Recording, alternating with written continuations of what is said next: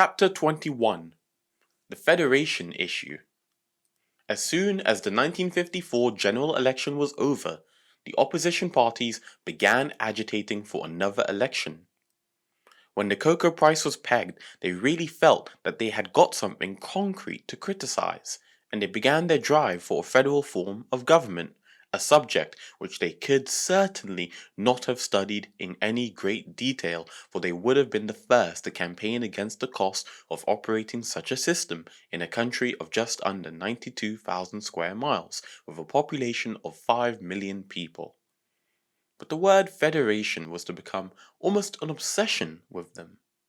In an attempt to talk matters over and to smooth out some of the differences that had arisen, 4 members of the Legislative Assembly on the government benches, 2 of whom came from constituencies in Kumasi, invited the leaders of the NLM to a round-table conference. The reply was that they were unable to accept such an invitation since this did not come directly from the government. So I sent another invitation to them myself, on behalf of the government, and when this was refused, yet another. This too was turned down flat. In a further attempt to bring about an understanding and at the same time to prove to them the sincerity of the government to give full consideration to their demand for a federal form of government, I moved a motion in the Assembly on the 5th of April 1955 seeking the approval of the House for the appointment of a select committee to examine the question of a federal system of government for the Gold Coast, and the question of a second chamber which had been raised in certain quarters,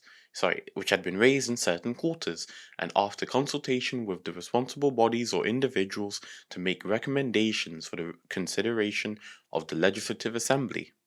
I pointed out to the House in a lengthy speech that my task lay in leading into independence a Gold Coast with people who are united and in harmony, and that I had to ensure that there would be a stable and effective government, especially during the period which immediately followed independence. I had previously arranged to meet the leader of the opposition, and he informed me that he intended on proposing an amendment to the motion in support of the general demand for a constituent assembly. Although under existing standing orders, the opposition was entitled to have only 2 members on the committee, as against 7 from the government benches, I agreed at this meeting to allow the leader of the opposition to nominate 5 members. After my motion had been seconded, the leader of the opposition surprised the House by withdrawing his amendment, saying that as the opposition supported the general demand for a constituent assembly, they felt it was their duty in the highest interest of the country to refrain from participating in the farcical drama about to be enacted. Having got this off his chest, he and 20 supporters rose to their feet and amidst loud cheers and jeers from the other members of the House, walked out. A few minutes later, there was an even louder burst of laughter as the leader of the opposition suddenly returned to collect the bundle of papers which, in his haste and confusion, he had left behind. Government backbenchers hastily filled the seats vacated by the opposition members, and there being a quorum, the debate continued and a select committee was set up in accordance with the terms of my motion. When the Speaker announced on the following day the names of the members of the House who had been appointed to serve on the Select Committee, he mentioned that as 5 of the names submitted were those of opposition members who had dissociated themselves from the motion, he saw no object in appointing them against their will. He then proceeded to announce the names of 12 members, including the chairman, Mr. C. H. Chapman, the Deputy Speaker.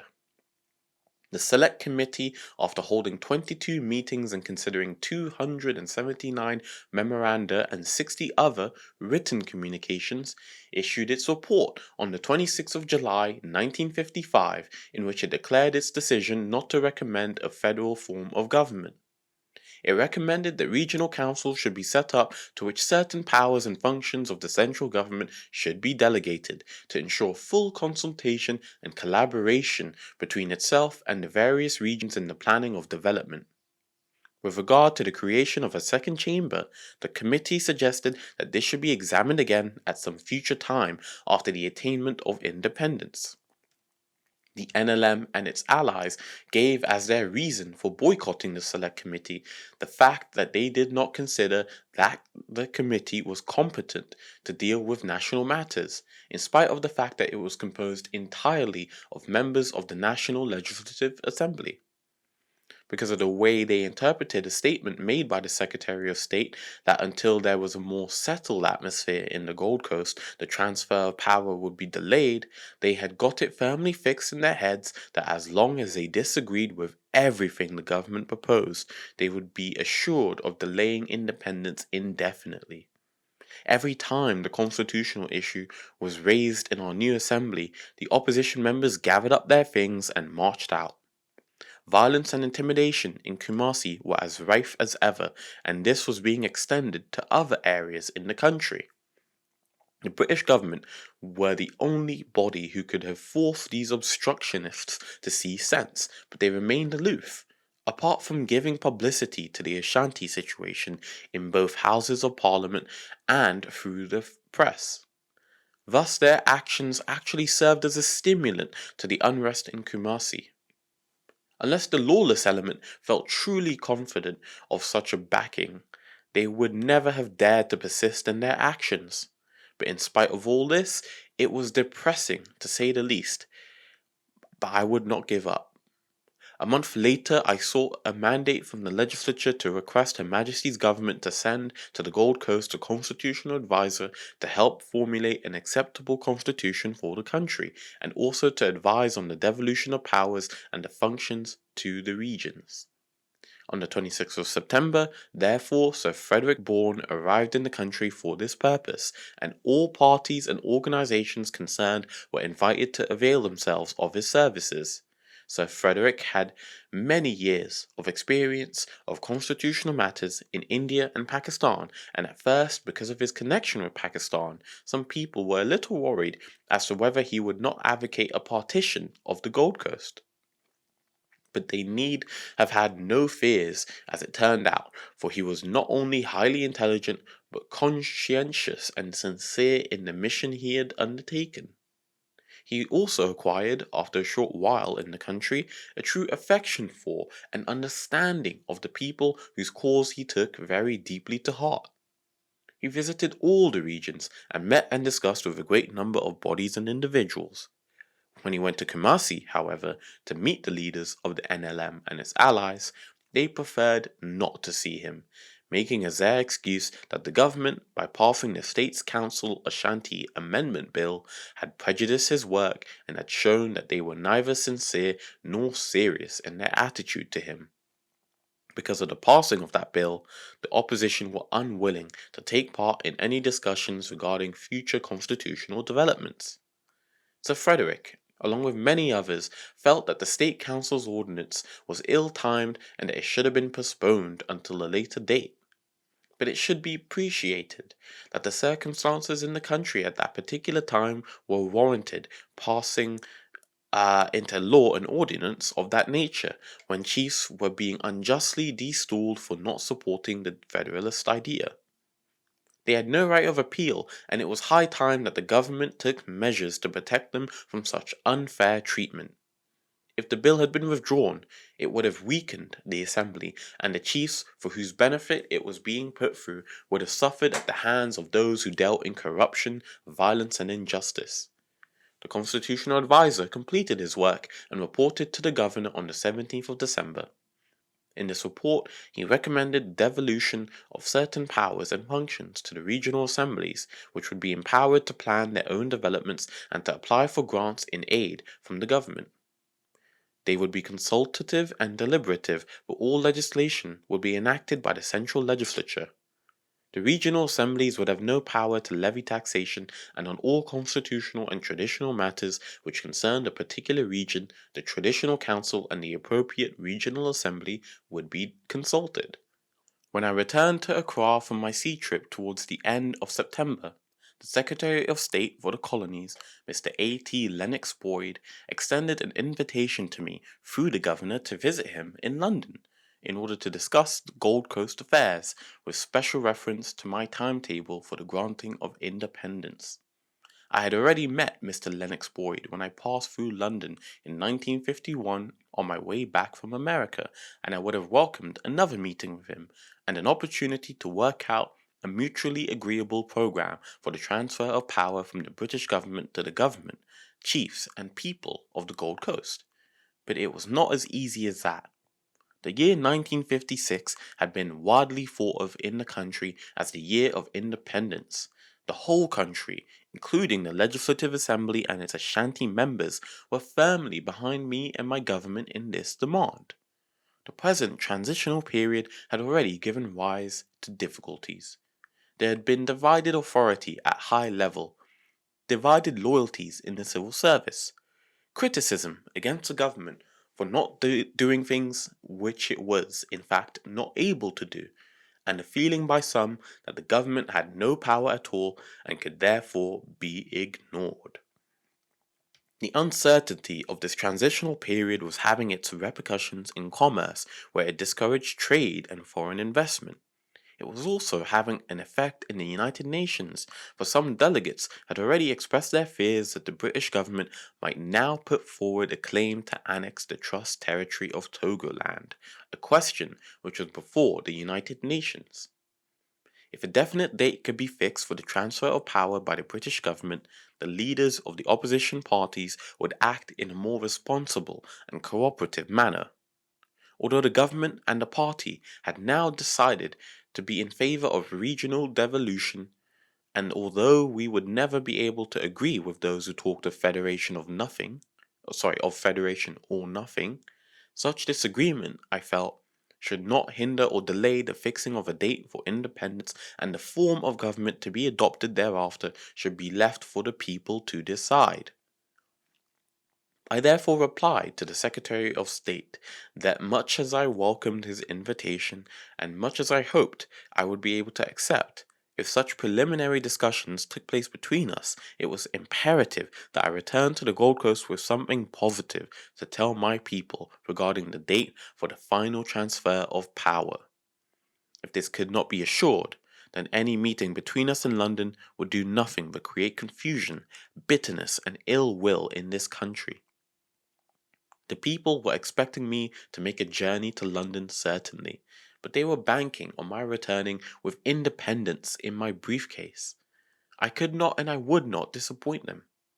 The Secretary of State intimated that the British government would hesitate to grant independence to the Gold Coast until a substantial majority of the people had shown that they wanted independence in the very near future and had agreed upon a workable constitution for the country. If the constitutional adviser succeeded in recommending proposals which were generally acceptable to the majority, all well and good. If he failed, then there appeared to be no alternative but to call a general election in order to seek the views of the people. I was equally hopeful that as a result of Sir Frederick Bourne's mission, it would be possible for the Gold Coast government to put forward its proposals for the form of the constitution after independence, confident of the support of the majority of the people of the country. I should like to empathize, I wrote in reply, that nothing must be done to weaken the cause of democracy by reducing the status of our freely elected legislative assembly through giving greater weight to the words of a minority as opposed to the decisions of the assembly. I am ready to go to a general election when circumstances demand one. The governor went on leave in February 1956, and before he left the country, I had several discussions with him to which I put forward the views and proposals I wished him to convey to the Secretary of State.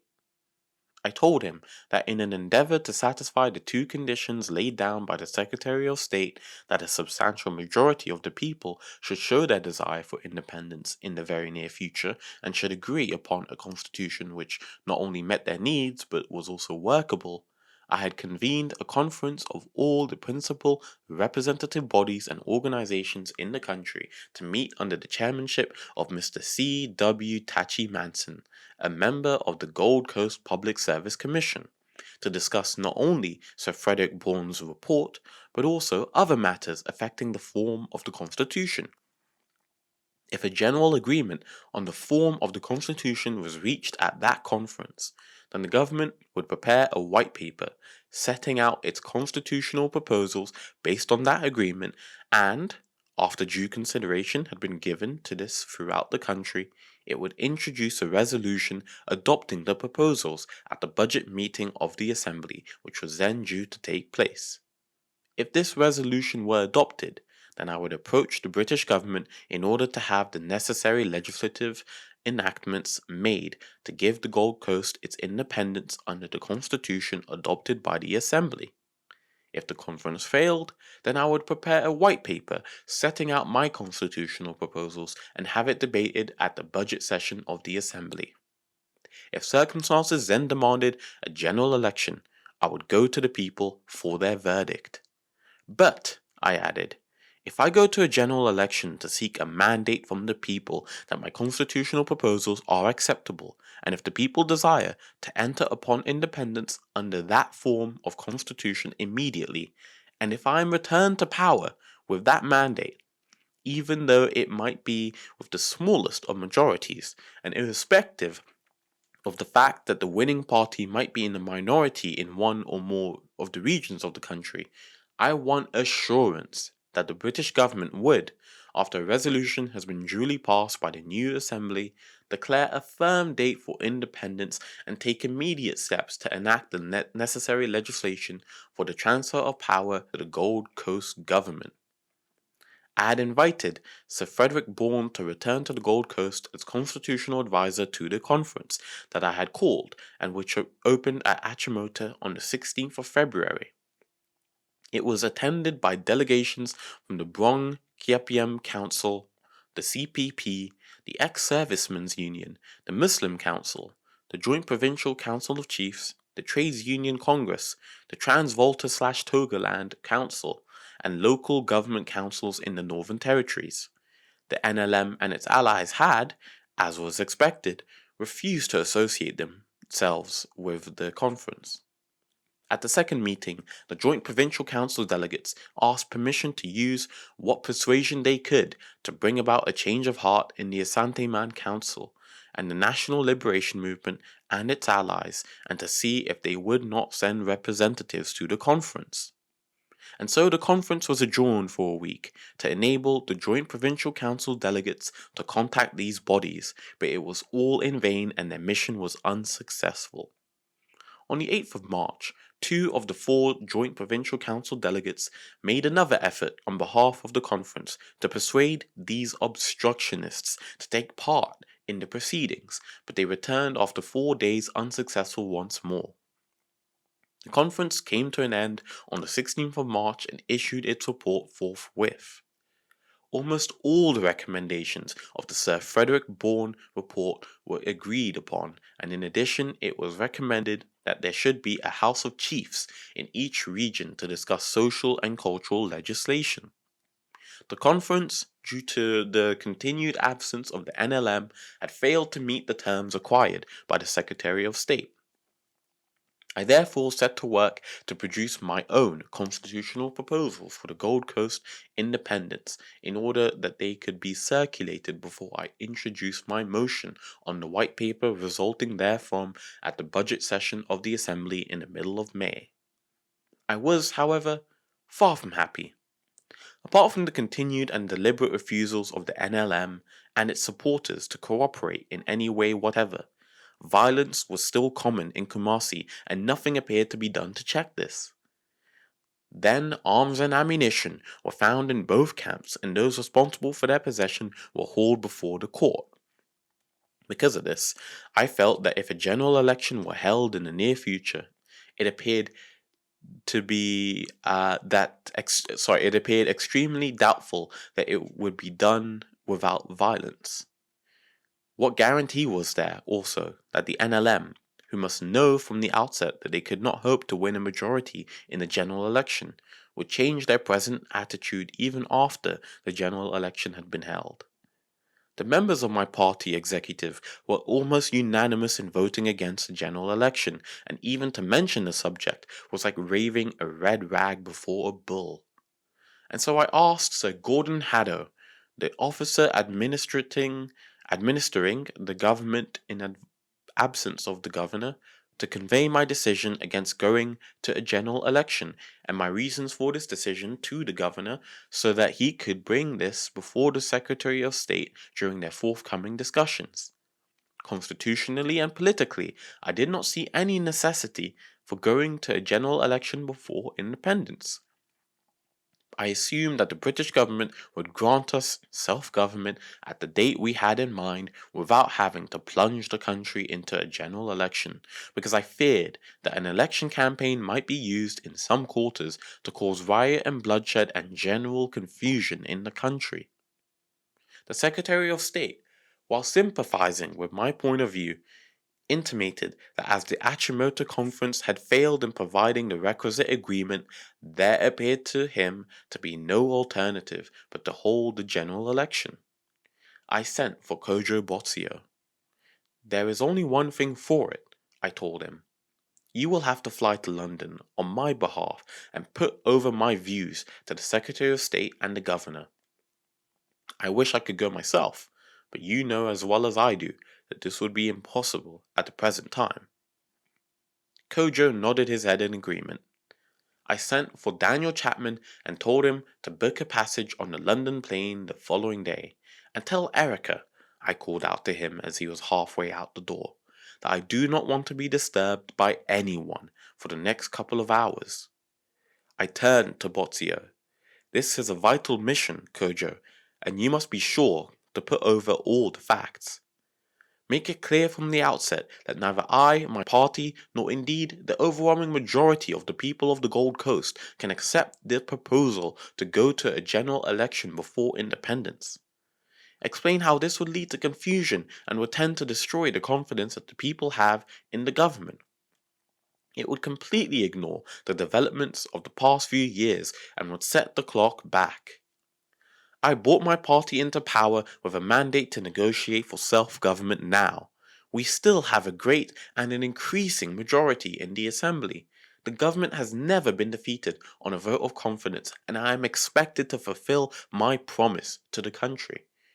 Point out to them, Kojo, that there is no need whatever to go back again to the country to seek anew a mandate which was renewed only as recently as June 1954. I feel very strongly that to ignore the established and confirmed will of the people of the Gold Coast for self-government and to impose new conditions on them at this final stage would defeat the very essence of parliamentary democracy. In my opinion, I went on, the essential issue between the British government and ours at the present time is the fixing of a firm date for independence. Constitutionally, I cannot accept another general election as a prerequisite to independence. By forcing it upon us, the British government will give the impression that they are condoning the anti-constitutional attitude of the NLM and will thereby undermine the fundamental principles of the British parliamentary system. It appears to me, and don't forget this point, Kojo, that the Secretary of State is willing to use the refusal of the NLM and its allies to participate in the discussions on the Bourne Report as a reason to press for another general election. This would be a very dangerous precedent to set. A general election could not, in my opinion, be held under the present conditions existing in Ashanti without causing riots and bloodshed, intimidation and disorder. By imposing a general election on us as a prerequisite for the transfer of power, the NLM will be offered the chance of exploiting the situation to bring about a state of general unrest and violence, which would give Her Majesty's government the opportunity to intervene. And what would the world feel about British sincerity then? What effect will it have on those territories who are also aspiring to independence and also on the members of the United Nations? Daniel Chapman appeared at the door and interrupted me. The London flights are all booked up for the next 3 days, he informed us. What? I almost yelled at him. Didn't you say that this was priority, that a minister was travelling on urgent business? Yes, but they say that they simply have no space. You had better go up to the airport yourself, I said to Kojo. See the airport manager and ask him what he can do for you. Come straight back. After a good deal of trouble, Kojo succeeded in getting a seat on the plane, leaving in 2 days' time. It was the best they could do, he explained. I returned to the matter on hand, emphasized the fact that the majority of the people of this country want self-government now, not another general election. And make this point clear too, Kojo. Tell them at the Colonial Office that my opposition to a general election is not based on any fear that we might not win it. Far from it. My only concerns is to avoid disorder and bloodshed.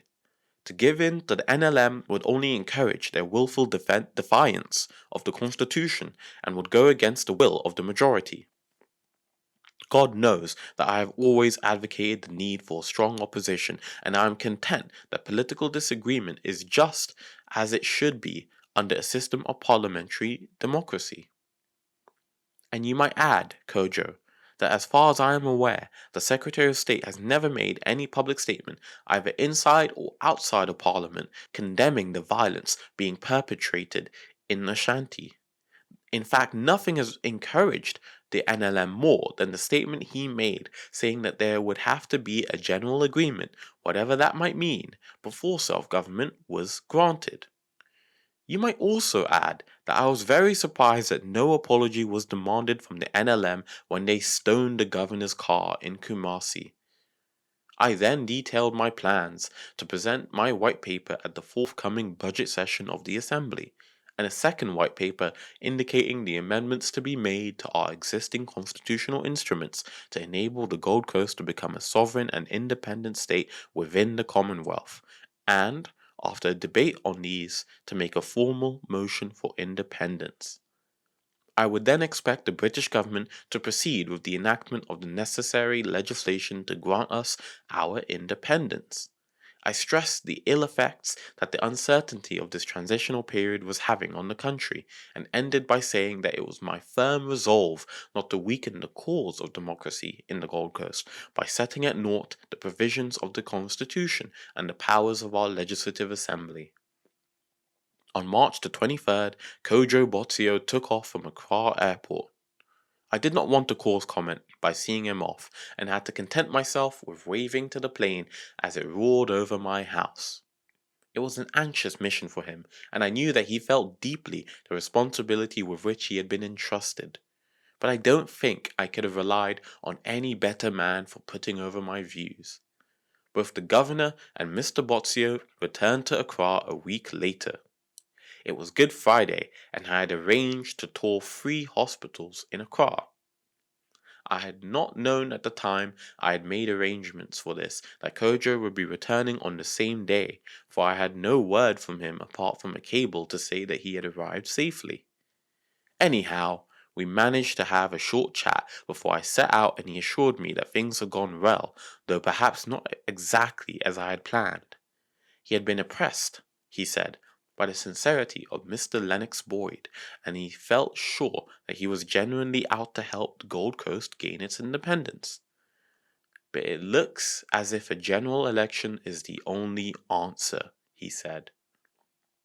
The following day, I met with the governor, and after discussions I had with both him and with Kojo Botsio, and after studying the views of the Secretary of State in a letter I received from him a few days later, I realized that there were 3 possible courses of action that I could take. Firstly, to make a unilateral declaration of independence, which would be a revolutionary step, and one which I would hesitate to take unless I was forced. Secondly, to let the present constitution run its course until 1958, which would mean delaying self-government and throwing the country into a state of confusion, distrust, and discontent. And thirdly, to hold a general election in the near future. My main concern was that a general election might give rise to more violence in Ashanti. However, the governor assured me that he would be prepared to take all possible measures to ensure that a general election would be held in a free and fair manner, and that the Secretary of State in his letter assured me that Her Majesty's government would fully support the governor in this. In view of this, I said that I would be willing to declare a general election during the forthcoming session of the Legislative Assembly, and the date of the election being in all probability towards the middle of July. On the 11th of May, the Secretary of State made a statement in the House of Commons. It had always been the wish of Her Majesty's government, he declared, that the Gold Coast should achieve its independence within the Commonwealth. The present constitution marked the last stage before the assumption by the Gold Coast of full responsibility for its own affairs, but since its introduction, a dispute had arisen within the country about the form of constitution which the Gold Coast should have when it achieved that independence. All efforts to bring about a reconciliation between the major parts had been so far unsuccessful. I have been in close touch with the Prime Minister of the Gold Coast on these matters, he said. It is the considered view of this government that the time has now come for Gold Coast to assume full responsibility within the Commonwealth for its own affairs. I have made my view clear to him that because of the failure to resolve the constitutional dispute, we can only achieve our common aim of the early independence of that country within the Commonwealth in one way and in one way alone. That is to demonstrate to the world that the peoples of the Gold Coast have had a full and free opportunity to consider their constitution and to express their views on it in a general election. I have told Dr. Nkrumah that if a general election is held, Her Majesty's government will be ready to accept a motion calling for independence within the Commonwealth passed by a reasonable majority in a newly elected legislature, and then to declare a firm date for this purpose. Full membership of the Commonwealth is, of course, a different question and is a matter of consultation between all existing members of the Commonwealth. 2 days later, I called a meeting of the national executive of my party. Whilst they agreed to the Secretary of State's request for a general election, there were certain points that they were concerned about, and they asked me to convey these to the governor. They felt that the governor should contact the political leaders of every party, including the Asante Hene, and warn the people against violence. At the same time, the governor should make clear that he was personally responsible for security and defense forces which would be used in maintaining law and order during this period, that if there should be violence during the election period, the British government would not use this as an excuse to delay independence, and that the French consul general should be asked to warn all French citizens that they must not in any way interfere with the general election. Now that the decision had been made, the CPP supporters welcomed this challenge wholeheartedly. The supporters of the NLM and its allies, however, now that their cry for a general election had been answered, were so baffled that they made no mention of it. In fact, several reports came in from Kumasi that a general election was the last thing that they expected and the last thing that they wanted.